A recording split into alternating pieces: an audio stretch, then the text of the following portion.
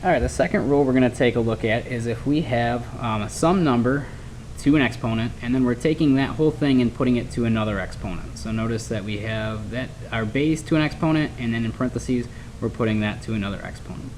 When we have a case like this, all we're going to do is we are going to multiply the two exponents that we have. So our original one and then the one that we're putting the whole thing to.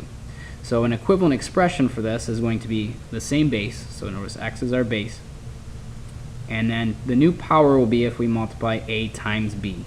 So that's another way that we can take a look at it. So again, that's the general form for it. We're going to take a look at an example. If we have a base of 5 to the 4th power, and then we're putting that to the 2nd power, so outside of those parentheses, I can just multiply that. We know 4 times 2 is going to give me 8. So that is going to be 5 to the 8th power. So as proof for it, I will show you that on the calculator. What we have is we have 5 to the 4th power.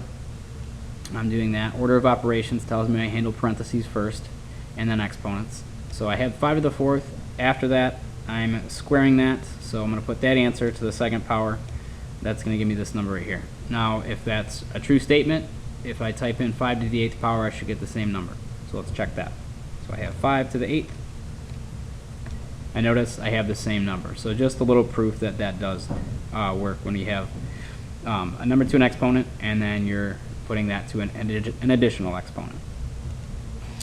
All right, so as we're taking a look at these ones, we just looked at 5 to the 4th and then squaring that. Let's look at this one as well. I have 4 squared, and then I'm going to be putting that to the 6th power.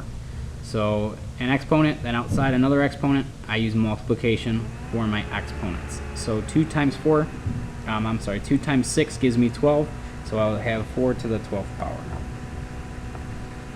Alright, so when you have these high exponents like that, you can expect a fairly high number when you type in your calculator. So I have 4 to the 12th,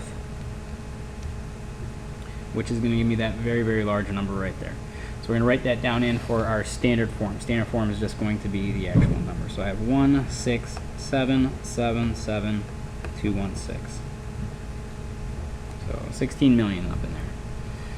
Alright, so take time to finish these up, check with the person next to you, then we will post the solutions up in just a couple minutes.